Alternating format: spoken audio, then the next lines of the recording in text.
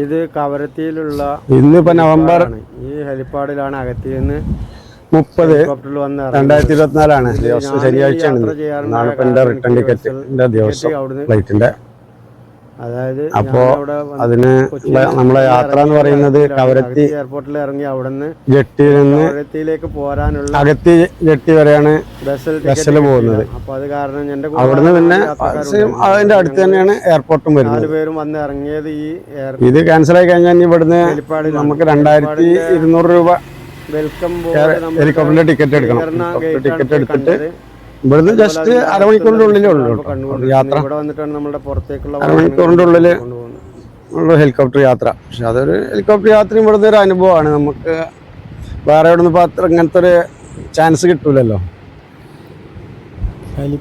അതൊരു അനുഭവം തന്നെയാണ്. ഇപ്പൊ ഇങ്ങോട്ട് പോന്നപ്പോ ഇത് ചാൻസ് കിട്ടി, തിരിച്ച് റിട്ടേൺ പോകുമ്പോൾ ആയ ചാൻസ് തന്നെ. സൗകര്യങ്ങളെല്ലാം ഇവിടെയാണുള്ളത്. ലക്ഷദ്വീപിന്റെ വെൽക്കം ബോർഡാണ് ഈ കാണുന്നത്.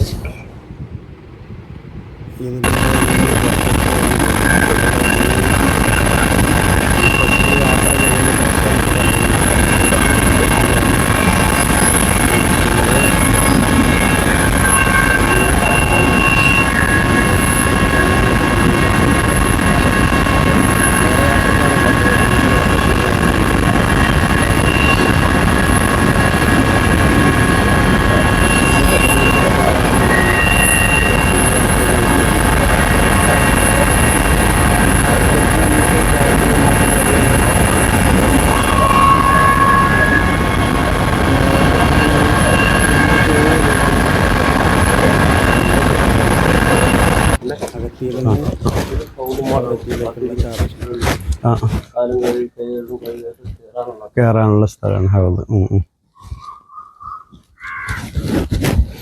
ഇവിടെ നിസ്കാരം ബാങ്ക് അങ്ങനെ എന്തെങ്കിലും ഇല്ല? ബാങ്ക് ഉണ്ടാവും. ജമാഅത്തായിട്ട് ഉണ്ടോ ഇവിടെ?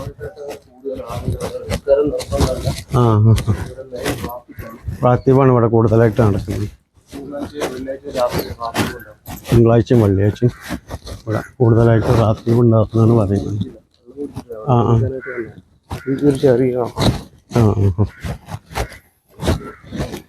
ഇതൊരു മക്കാമാണ്.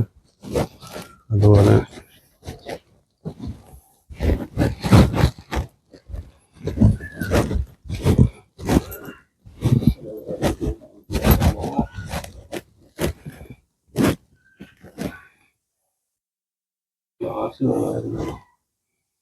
കയ്യൊക്കെ എടുത്തു കൊടുത്തു.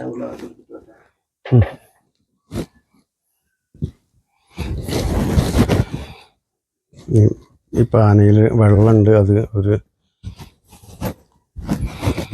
അത്ഭുത സിദ്ധി, അതുപോലെ രോഗം മാറുമെന്ന് ഷിഫയാക്കുമെന്നുള്ളൊക്കെ ഒരു വിശ്വാസത്തോടു കൂടെ കുടിക്കുന്നൊരു വെള്ളം കൂടെയാണ് ഇവിടെ ഉള്ളത്.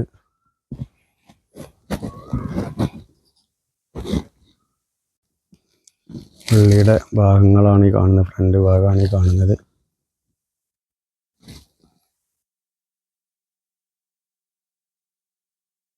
പള്ളി ഫുള്ളായിട്ടാണ് ഇപ്പോൾ ഈ കാണുന്നതിൻ്റെ ഫ്രണ്ട് സൈഡ്. നമ്മുടെ കൂടെ ഉള്ളത് ഷിയാബ് ആണ് എനിക്ക് കൂടെ വന്നിട്ട് ഗൈഡായിട്ട് വന്നിട്ടുള്ളത്.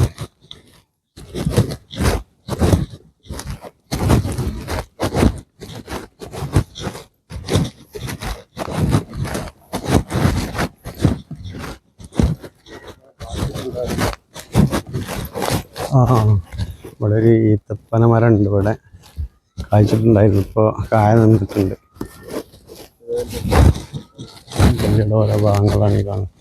ഇത് ഏകദേശം എത്ര കൊല്ലം മുമ്പ്?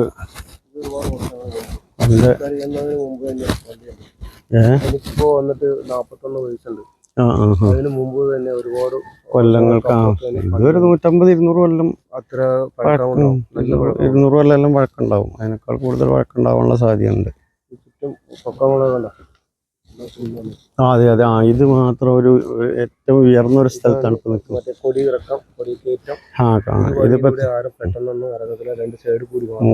ഇത് ഏകദേശം ഒരു 4 മീറ്റർ ഉയരത്തിലാണ് ഇപ്പൊ ഈ കുന്ന് നിൽക്കുന്നത്. ബാക്കി ഇവിടെ എല്ലാം താഴ്ന്ന നിരന്ന പ്രദേശമാണ് കാണുന്നത്, തോട്ടങ്ങളായിട്ടുള്ളത്. ഉയർന്നൊരു പ്രദേശമാണിത്.